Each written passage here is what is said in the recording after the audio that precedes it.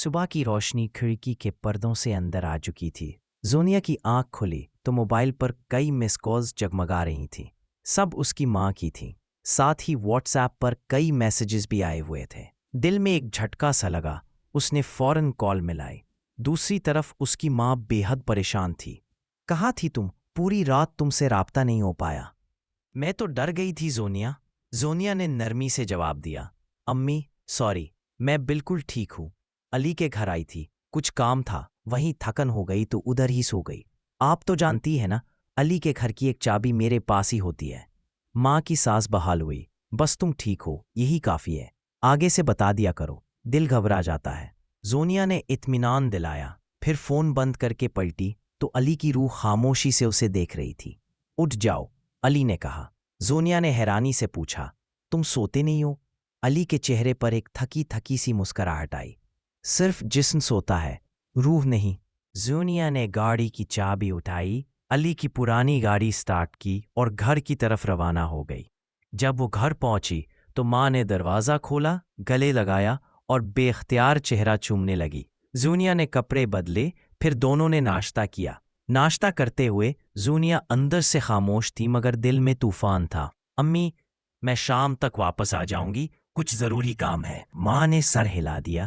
اب ایک راز تھا جو صرف زونیا جانتی تھی کہ دنیا میں صرف وہی علی کو دیکھ سکتی ہے۔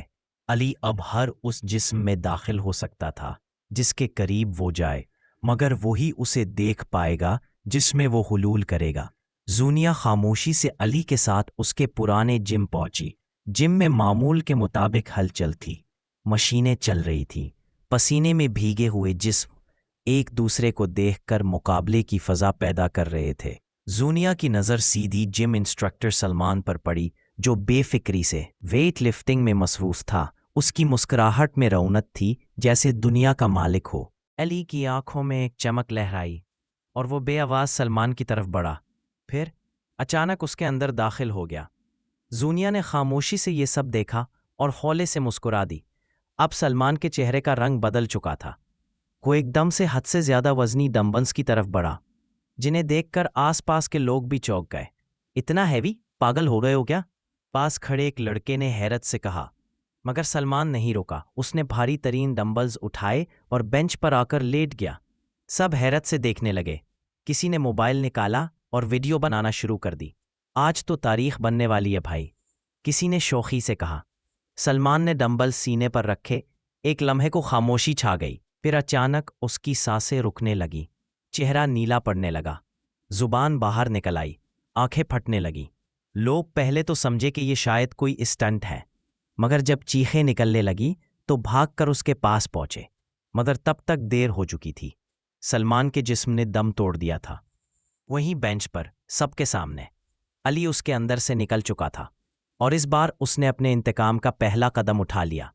زونیا نے جم سے نکل کر گاڑی کی چابی گھمائی۔ جیسے ہی سٹارٹ کا بٹن دبایا، اسے محسوس ہوا جیسے کوئی سامنے والی سیٹ پر بیٹھ چکا ہے۔ وہ چونکی، نظر اٹھائی، علی خاموشی سے فرنٹ سیٹ پر بیٹھا تھا، چہرے پر گہری سنجیدگی، جیسے کسی گہری سوچ میں ڈوبا ہو۔ زونیا کے لبوں پر ایک ہلکی مسکراہٹ آئی۔ اس کے دل میں عجیب سا سکون تھا۔ جس نے تمہیں مجھ سے چھینا تھا اس میں سے ایک جہنم واصل ہو چکا ہے، زونیا نے دھیمی آواز میں کہا۔ علی خاموش رہا، صرف ونڈو اسکرین کی طرف دیکھتا رہا، مگر اس کی خاموشی بھی زونیا کے لیے کافی تھی۔ اگلا دن، اگلا شکار، اگلی لاش۔ زونیا اپنے گھر پہنچی، تھکن تھی مگر دل میں چنگاری تیز ہو رہی تھی۔ اس بار نشانے پر تھی ریمل، سلمان کی گرل فرینڈ، خوبصورت، چالاک اور قاتلانہ مسکراہٹ والی وہ لڑکی جس نے علی کی موت میں خاموشی سے حصہ ڈالا تھا۔ زونیا لیٹتے ہوئے علی سے بولی، اب بتاؤ اسے کیسے مارا جائے؟ علی خاموش تھا، مگر زونیا کے اندر ایک خیال ابھرنے لگا، جیسے علی کی روح اس کے دماغ میں تصاویر کھینچ رہی ہو۔ ریمل اکیلی رہتی تھی اور اس کا جنون تھا وی آر گیمنگ۔ وہ روز رات کو آکیلس ہیڈ سیٹ پہن کر ویڈیو گیمز کی دنیا میں گم ہو جاتی۔ قتل کا طریقہ یہی ہو سکتا تھا، اسے اسی کی دنیا میں قید کر کے مارا جائے۔ اگلے دن زونیا ایک نئے نام سے ریمل کو انسٹاگرام پر میسج کرتی ہے، Hey, want to test an exclusive horror VR game before global release? रिमल चूंकती है। चूंकि वो गेमिंग इन्फ्लुएंसर भी थी, उसे ये मौका बड़ा दिलचस्प लगा। वो फौरन रिप्लाई करती है और उसे एक लिंक मिलता है जिसमें exclusive VR trial horror mode लिखा होता है। रिमल ने रात को कमरा बंद किया, लाइट्स ऑफ की और VR हेडसेट पहन लिया। चंद सेकंड्स बाद वो एक अजीब सी हवेली के अंदर खड़ी थी। धुंध, शोर और किसी के कदमों की आहट। ये कोई आम गेम ना थी, ये अली का जाल था। गेम के अंदर वो एक राहदारी में भागती है। पीछे से एक साया उसके ताकुब में होता है। उसकी आवाज सुनाई देती है, रिमल कहाँ जा रही हो? मैं तुम्हें पहचानता हूँ। रिमल चीखती है, हेडसेट उतारने की कोशिश करती है, मगर हेडसेट लॉक हो चुका था। वो बाहर नहीं निकल सकती। तब एक आईने के सामने वो खुद को देखती है। उसके चेहरे पर खून बह रहा होता है, उसके गले पर कट, और आईने में अली खड़ा होता है पीछे, मुस्कुराते हुए। अली आगे बढ़ता है, उसके हाथ में एक खून आलूद VR कंट्रोलर होता है, और जैसे ही वो उसे आईने में रिमल की गर्दन के पास ले जाता है, हकीकी दुनिया में रिमल का जिस्म लरसता है और उसके गले पर खुद ब खुद जख्म बन जाता है। एक आखिरी चीख और हेडसेट के अंदर गेम ओवर की स्क्रीन आती है।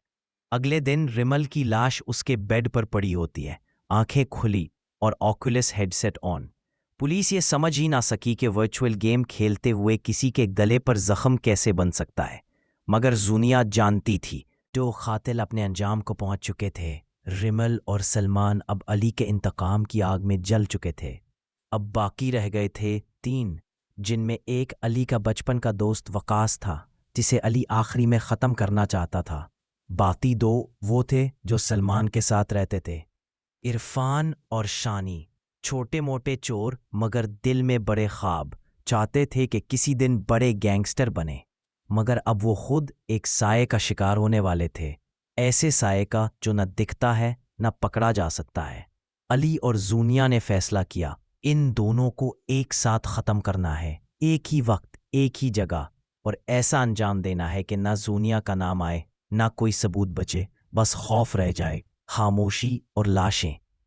जूनिया गाड़ी में बैठी अली का इंतज़ार कर रही थी। रात का वक्त था, फ़ज़ा में अजीब सा सुकूत और ठंडक थी, जैसे हवा भी कुछ होने का इंतज़ार कर रही हो। अली ने जाने से पहले उसे रोका था, जूनिया, ये काम मेरा है, तुम गाड़ी में ही रहो, ये जगह, ये लोग ख़तरनाक हैं। जूनिया ने सख्त लहजे में कहा, नहीं, मैं जाऊंगी तुम्हारे साथ। जिस दिन तुम मरे थे उस दिन भी मैं नहीं थी, मगर आज जब तुम कातिलों को उनके अंजाम तक पहुंचाओगे तो मैं ज़रूर वो लम्हा देखूंगी। अली खामोश हो गया। उसकी रूह में एक नरम सी लहर उठी। वो जानता था जूनिया उसका साया बन चुकी है। वो दोनों सलमान के पुराने फ्लैट के करीब पहुंचे, मगर जूनिया वहीं गाड़ी में रुकी रही। ना अंदर गई, ना दरवाज़ा खोला, बस अली की आंखों से उसकी रूह के साथ अंदर दाखिल हुई। अली ने अपने तरीके से खामोशी से अंदर दाखिल होकर हर चीज़ का जायज़ा लिया। कोई चाबी इस्तेमाल ना हुई, ना कोई ताला तोड़ा गया। अली अब एक साया था जो दरवाज़ों से गुजर सकता था, गैस पाइपलाइन के गिर्द गर्दश करता, पंखे की वायरिंग में थरथराहट पैदा करता, और फ़ज़ा में मौत का खामोश पैगाम भी। और जूनिया गाड़ी में बैठे बैठे अपनी सांसों की गिनती कर रही थी। दिल की धड़कन तेज थी, हाथ सर्द थे, मगर आंखों में कोई पछतावा ना था। कुछ देर बाद एक जोरदार धमाके की आवाज़ आई। गाड़ी थोड़ी सी लरज़ गई। जूनिया की आंखों में नमी आ गई, मगर चेहरे पर एक इत्मीनान भी था। 2 और कातिल अपने अंजाम को पहुंच चुके थे। अब खामोशी से अली गाड़ी में वापस आ गया। सामने वाली सीट पर बैठा, न कुछ कहा न कुछ पूछा, सिर्फ आसमान की तरफ देखा, जैसे गवाह तलाश रहा हो, या शायद अब आखिरी इंतकाम के लिए खुद को तैयार कर रहा हो। वकास, तुम्हारी बारी आने वाली है। रात का अंधेरा मुकम्मल हो चुका था। लाहौर के एक पुराने इलाके में एक तंग सी गली के सिरे पर एक जर्द बल्ब जल रहा था जो झटपटे में झूमता दिखाई देता था। अली और जूनिया को सब कुछ साफ दिखाई दे रहा था। आखिरी खेल शुरू होने वाला था। वकास अब खौफ में जी रहा था। वो जान चुका था कि अली के कत्ल में जो भी शामिल था एक एक करके मर रहा है। सलमान, उसकी गर्लफ्रेंड और उसके दोनों साथी, सबकी लाशें अपने अंजाम की गवाही दे चुकी थीं। अब वकास के दिल में सिर्फ एक खौफ था, मेरी बारी कब है। इसी खौफ ने उसे एक और रास्ता दिखाया। इसने थाने जाकर जूनिया के खिलाफ बाकायदा रिपोर्ट दर्ज करवा दी, पैसे दिए, सबूत खड़े और पुलिस से कहा यही लड़की है जो सबके कत्ल में मुलव्विस है, बस अभी पकड़ी नहीं गई। पुलिस ने जूनिया के मोबाइल की लोकेशन देखी, हर कत्ल की जगह के आसपास उसकी मौजूदगी नजर आई। हालांकि कोई ठोस सबूत न था, मगर पैसे और सियासी दबाव ने कानून की आंखों पर पर्दा डाल दिया। जूनिया को इन्वेस्टिगेशन के नाम पर गिरफ्तार कर लिया गया। जब जूनिया को थाने ले जाया जा रहा था, अली उसके साथ था। किसी को नजर नहीं आया, मगर वो उसके साथ ही चल रहा था। उसने जूनिया के कान में सरगोशी की, तुम फिक्र न करो, अब वकास की बारी है और मैं खुद ये काम अंजाम दूंगा, ऐसा तरीका जिससे तुम पर कोई इल्जाम न आए। उस रात अली लाहौर के एक पुराने हॉस्टल की तरफ गया जहां वकास रिहाइश पजीर था। वकास अब मुतमईन था। जूनिया जेल में थी और उसे लगा खतरा टल चुका है, मगर किस्मत का खेल अजीब होता है। अली बगैर दरवाज़ा खोले अंदर दाखिल हुआ और कमरे का मंजर देखकर ठठक गया। कमरे में वकास अकेला न था। एक बूढ़ा चालाक चेहरा कुर्सी पर बैठा था, अली का चेहरा, उसके हाथ में कुछ कागजात थे। कहाँ लगा रहा था और कह रहा, ये देखो वकास, तमाम जायदाद के कागजात तैयार हैं। और ये देखो, ये उसकी वसीयत है जिसमें अली ने अपनी सारी जायदाद जूनिया के नाम की थी, मगर खुशकिस्मती से उसने ये वसीयत वकील को नहीं दी थी, बस अब उसे जला देते हैं। वकास जल्दी में बोला, मुझे मेरा हिस्सा जल्दी दे दो, मुझे मुल्क से बाहर जाना है, मुझे डर है कि कहीं मैं भी अगला ना हो जाऊं। तुम जानते हो ना कि बाकी सब मर चुके हैं। तभी कमरे में एक ठंडी हवा चली, पर्दे हिले, कागजात फजा में उड़ने लगे, कमरे की रोशनी मद्धम होने लगी। चच्चा और वकास एक दूसरे को देखने लगे। दरवाजे के पीछे से एक आवाज आई, वाह वाह, क्या खेल खेला है तुम दोनों ने। तालियां बजने की आवाज गूंजी। अली का साया दरवाजे के बीच खड़ा था, चेहरा धुंधला मगर आंखें शौला बन चुकी थीं। मैं अली हूं और अब हिसाब चुकता होने वाला है। चच्चा और वकास के चेहरे सफ़ेद पड़ गए। वकास की जबान लड़खड़ाई, अली है। अली का साया आहिस्ता आहिस्ता बढ़ा और फिर लम्हों में वो वकास के जिस्म में दाखिल हो गया। वकास के जिस्म ने झटके लिए और अचानक उसकी आंखों का रंग बदल गया। अब जो वकास बोल रहा था वो अली था। अली अब वकास के जिस्म में चचा की तरफ बढ़ा। तुमने मेरी परवरिश नहीं, मेरे कत्ल की बुनियाद रखी थी। फिर वकास ने चचा का गला दबोच लिया और उस वक्त तक नहीं छोड़ा जब तक चचा की सांसें नहीं रुक गईं। चचा की लाश फर्श पर गिरी और अली वकास के जिस्म में वो तमाम कागजात समेटकर बाहर निकल आया। उसने एक पुरानी डाकखाने में जाकर अली की असल वसीयत वकील को पोस्ट कर दी ताकि जायदाद जोनिया के नाम मुंतकिल हो जाए। अब आखिरी काम बाकी था, खुद को ख़त्म करना। गाड़ी तेज़ रफ्तारी से चल रही थी। रात का वक्त था, बारिश शुरू हो चुकी थी। अली, जो अब वकास का जिस्म संभाले हुए था, पुल की तरफ बढ़ रहा था। पुल के बीच आकर उसने एक आखिरी नज़र आसमान की तरफ डाली। इंतकाम मुकम्मल, अब सुकून की तलब है। उसने स्टीयरिंग घुमाया, गाड़ी बेकाबू होकर दरिया में जा गिरी। चंद लम्हों बाद खामोशी, पानी पर कुछ बुलबले और फिर मौत की मुकम्मल गोद। अगली सुबह जोनिया को पुलिस ने रिहा कर दिया।